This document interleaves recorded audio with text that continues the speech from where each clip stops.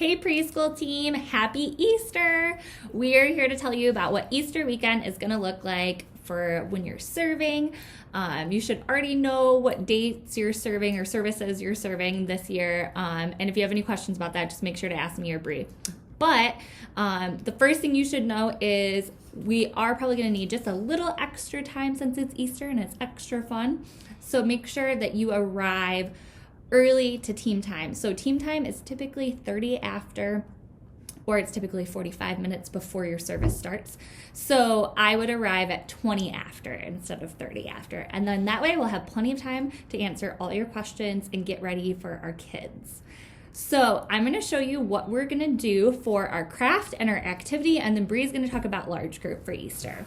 So make sure when they come in the room, when they first check in, they get their wristband on like normal. I think you guys are used to that by now. But for the craft, we have a story wheel that is a review of the Easter story, starting with Jesus' triumphant entry right here, Palm Sunday, and then continuing with the story of Easter and all of the different things that we will be talking about.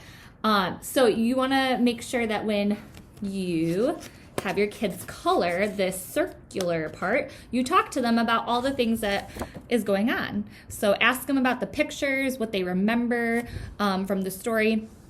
Some of your kids are going to be doing this before they come to large groups, so maybe some of them who might be newer to church might need some help or thoughts on what is happening in some of these pictures to get them thinking about it.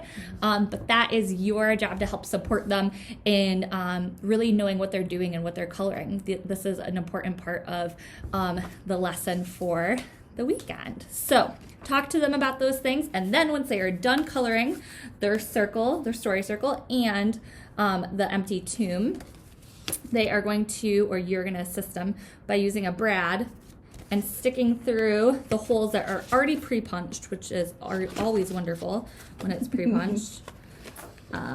This is hard to do when I'm trying to show you.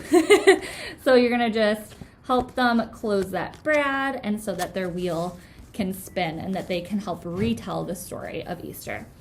So that is your craft. But after your craft, you guys can move on to your activity. And the activity is a simplified version of Stations of the Cross that we've done in the past, which for those of you who might not know is we're just traveling through the story of Easter. So in the hallway, we will have set up all of the stations or symbols or things that represent parts of the Easter story. So we'll have a cross, we'll have an empty tomb, we'll have just a couple plants to represent a garden. It will be much more simplified than what maybe you've experienced in the past if you've done Easter with us. And it will all be in the hallway. So we will take a class at a time and have them travel through all of that with their passport. So each kid will have a passport like this one, and when they open it up, there's going to be a spot for each station or each symbol that represents a station or a part of the story, starting right here with their palm branch. And so you will go as a class and visit that spot where there's going to be palm branches. And as a leader, there will be a short little paragraph or a few sentences to help summarize what this represents. And once you've read that to your class, they will get a sticker to say that they've traveled there, and they can stick it right on their palm leaf, and they'll move on to the next one. And so once they're at the Last Supper, they'll put a sticker there, and they will fill their passport with stickers that they've traveled everywhere. So this is the activity, and you guys are going to be leading them through that separately. Like I said, each class will take a turn just going through the hallway. It will be shorter than what it's looked like in the past. So that, and one last thing, pinwheels. As this is very biblical. They get a fun little pinwheel when they leave the class, so you guys can hand these out as they leave. All about the pinwheels. I love pinwheels. I'm sure we're going to be playing with that pinwheel at my house for days. large group will be a big celebration for Easter weekend. We will review a little bit the story, the whole story, and kind of give little snippets of those stations that you're all accustomed to, but most of it is going to be centered around the celebration of the fact that the tomb was empty.